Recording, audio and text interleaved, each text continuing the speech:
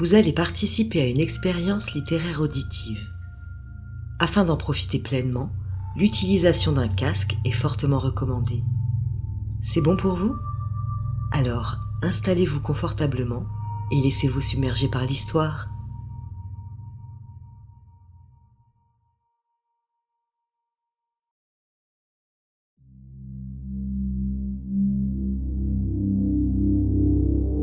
Écoutez cette histoire. Écoutez cette histoire.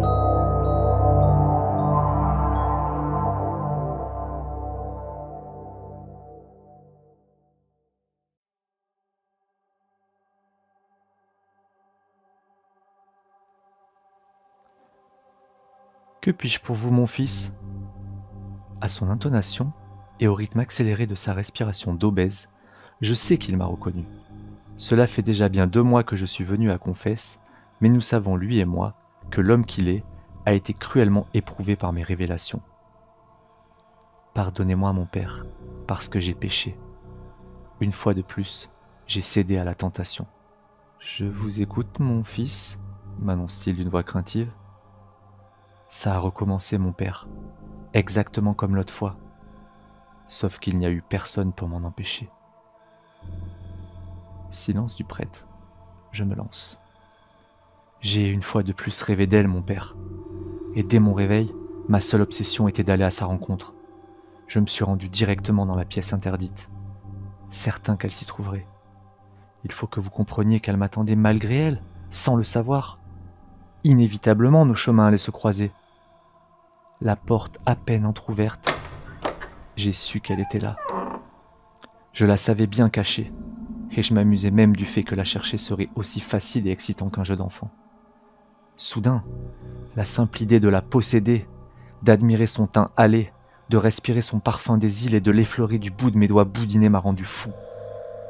C'est donc sournoisement, et sans aucun scrupule, que j'ai tiré la porte sauvagement et introduit mon bras pour l'attraper. Elle n'a rien vu venir, la pauvre. Elle n'a pas non plus le temps de se débattre car je la tenais fermement. D'un calme assassin, j'ai observé lentement le galbe de ses formes légèrement arrondies, son dos parfaitement plat et les petites noisettes qui pointaient à la surface de sa tenue violette.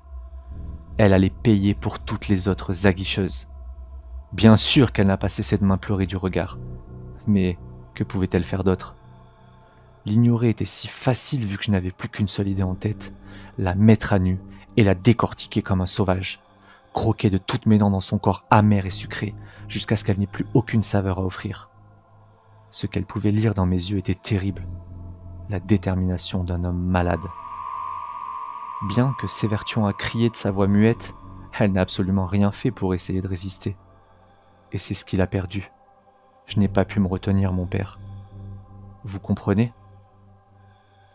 Mais oui, nous savons tous les deux que vous me comprenez parfaitement, n'est-ce pas ?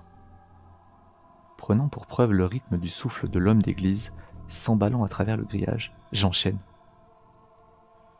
Je l'avoue. J'ai succombé à cette maudite tentatrice des enfers. Je l'ai jetée sur la table avec une telle violence que son dos a craqué, dans un son de bois sec que l'on casse avec le genou. J'ai déchiré sa robe, dévoilant sa belle couleur de peau marron, et j'ai mordu dans sa chair. Je l'ai gardée en bouche un long moment, savourant chaque instant, en pleine conscience de l'atrocité de mes actes et de leurs répercussions. Puis, n'y tenant plus, j'ai abrégé ses souffrances en lui brisant la nuque entre mes doigts parfumés de ses effluves corporels. J'ai fait attention à ne laisser aucune trace. Je devrais avoir honte, mais c'était si exquis. Mon crime terminé, j'ai poussé le vice à lécher mes doigts jusqu'à ce qu'il n'ait plus une once de son arôme. Et croyez-moi, je m'y suis tant appliqué qu'ils étaient aussi propres et fripés qu'à la sortie d'un long bain. J'ai balancé les indices et les preuves qui auraient pu me trahir dans un container en venant.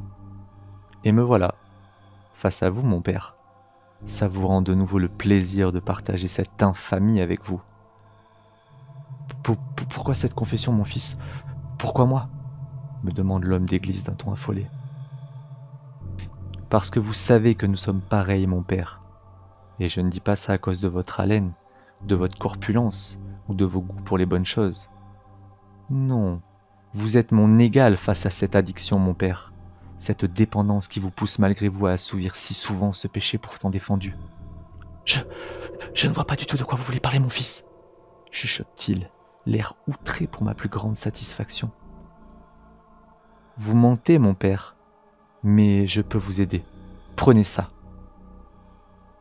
Je lui tends à travers le pan de bois grillagé un petit papier roulé en forme de tube, et je pars, le laissant seul dans l'isoloir, avec son âme et le tract.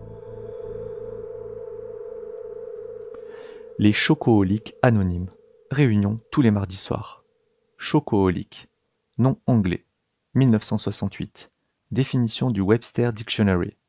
Personne qui a une envie furieuse ou consomme compulsivement du chocolat. Origine, chocolate et hoholic. Peut se traduire par mordu de chocolat.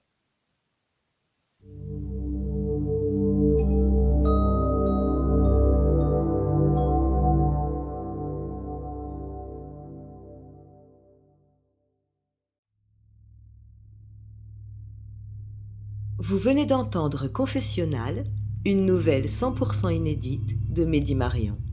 Sound design Meryl M, réalisation Mehdi Marion. Merci d'avoir écouté cette histoire.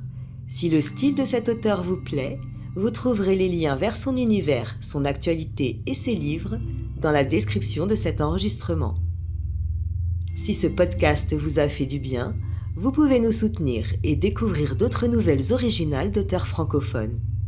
Abonnez-vous, aimez, commentez. Et n'oubliez pas que les meilleures histoires sont celles qui se partagent.